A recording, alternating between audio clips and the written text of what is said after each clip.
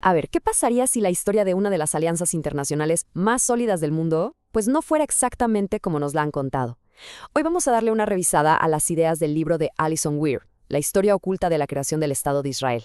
Es una obra que plantea una perspectiva, digamos, diferente sobre cómo empezó la relación entre Estados Unidos e Israel. Básicamente argumenta que a la versión que casi todos conocemos le faltan algunas piezas clave. La autora Alison Weir cuenta que todo esto empezó como una investigación periodística normal. Pero, como ella misma dice aquí, al empezar a escarbar, se encontró con datos que le causaron una sorpresa extrema. Vaya, lo que fue descubriendo la convenció de que había otra historia, una mucho más profunda y, sobre todo, mucho menos conocida que contar. Entonces, ¿cuál es el meollo del asunto? Bueno, el libro sostiene que esta alianza tan fuerte de Estados Unidos con Israel no fue algo que surgió así nomás, de forma natural, por los intereses de Estados Unidos. Al contrario, afirma que fue el resultado de un movimiento político increíblemente dedicado, muy efectivo, que trabajó por décadas para lograr sus metas. Y en el centro de toda esta historia está un movimiento llamado sionismo político. Nació por allá de finales del siglo XIX, impulsado por el periodista europeo Theodor Herzl. Su objetivo era muy ambicioso: crear una nación para el pueblo judío, en un momento en el que pues no existía un Estado-nación judío en el mundo. Después de barajar varias opciones, como Argentina o hasta Uganda, el movimiento sionista le echó el ojo a Palestina. Pero esta decisión traía un reto monumental. ¿Qué hacer con el hecho de que esa tierra pues ya estaba habitado? Para que nos demos una idea de qué tan grande era el desafío, el libro nos muestra cómo estaba la demografía de Palestina en ese tiempo. Fíjense, para 1897, la población judía era apenas un 4% del total. El otro 96% eran musulmanes y cristianos, que, ojo, llevaban viviendo ahí por generaciones. Pero la gente era solo una parte del problema.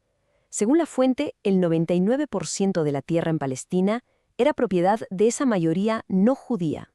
O sea, cualquier plan para establecer un Estado judío se iba a topar no solo con una realidad demográfica, sino también con una de propiedad de la tierra. Y este dilema no es algo que se les pasara de largo a los propios sionistas, ¿eh?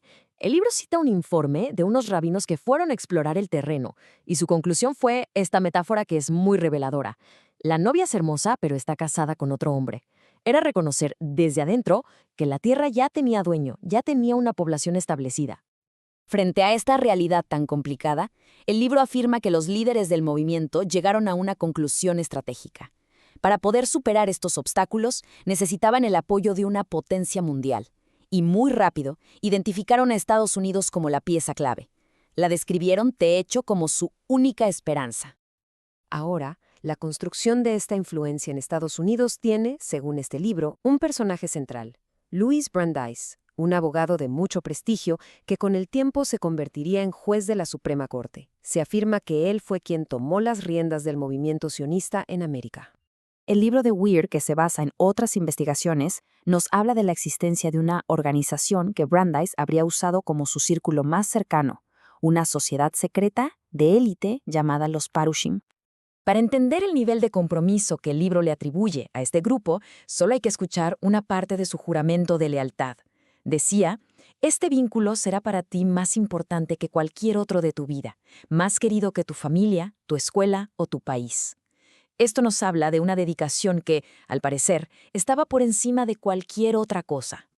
Entonces, ¿cómo le hacían? El libro describe una estrategia de influencia muy sutil, muy discreta. En lugar de manifestaciones o protestas, su método era el trabajo silencioso, anónimo. Se enfocaban en conocer a gente poderosa y usar lo que ellos llamaban educación y contagio, para ir sembrando la semilla de apoyo a su causa. Básicamente una estrategia de persuasión a muy largo plazo.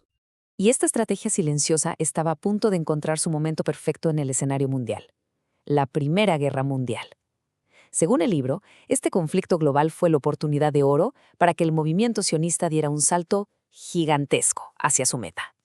Para 1916, las cosas en Europa se veían muy mal para Gran Bretaña. La guerra de trincheras estaba dejando muchísimas bajas, y el gobierno británico buscaba desesperadamente algo que inclinara la balanza a su favor. Y la clave, según ellos, era lograr que Estados Unidos entrara a la guerra de su lado. Y es justo aquí donde la narrativa del libro presenta su afirmación más fuerte.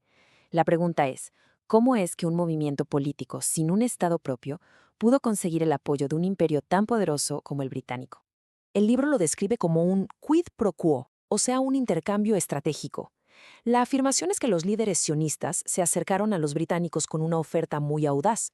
Nosotros usamos nuestra red de influencia en Estados Unidos para ayudar a que el país se una a la guerra, y a cambio exigían el compromiso de Gran Bretaña para apoyar su proyecto en Palestina. Un toma y daca.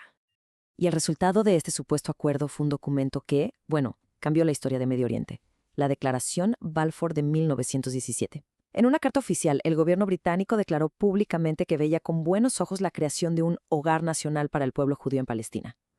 Para un movimiento sin Estado, esto fue un logro diplomático impresionante.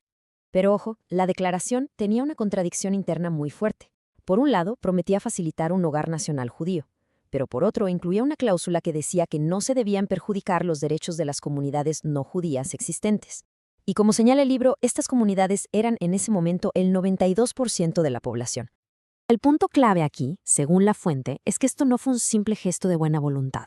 Se cita a personajes importantes que lo describieron tal cual, como un acuerdo. Samuel Landman, que era secretario de la Organización Sionista Mundial, lo llamó un contrato definitivo. Y el propio primer ministro británico, Lloyd George, afirmó que los líderes sionistas hicieron una promesa definitiva y cumplieron su palabra. Con la promesa británica ya en la bolsa y la guerra terminando, el siguiente reto era convertir esta declaración de un solo país en una política reconocida por todo el mundo. La victoria diplomática, digamos, todavía no estaba completa. El escenario para esto fue la Conferencia de Paz de París de 1919, donde las potencias ganadoras estaban literalmente volviendo a dibujar el mapa del mundo. El libro detalla cómo los líderes sionistas, con Louis Brandeis entre ellos, presionaron con éxito para que la Declaración Balfour se metiera en los tratados de paz. Esto le dio un peso legal internacional y puso las bases para todo lo que vendría después. La perspectiva que se presenta en este libro nos deja con una pregunta bien importante. ¿Cómo se construyen las historias que aceptamos como la verdad? Este análisis sugiere que detrás de los grandes titulares de la historia, muchas veces hay capas de influencia, de acuerdos que no siempre vemos a simple vista, invitándonos a preguntarnos, ¿qué otras historias podrían seguir por ahí, ocultas?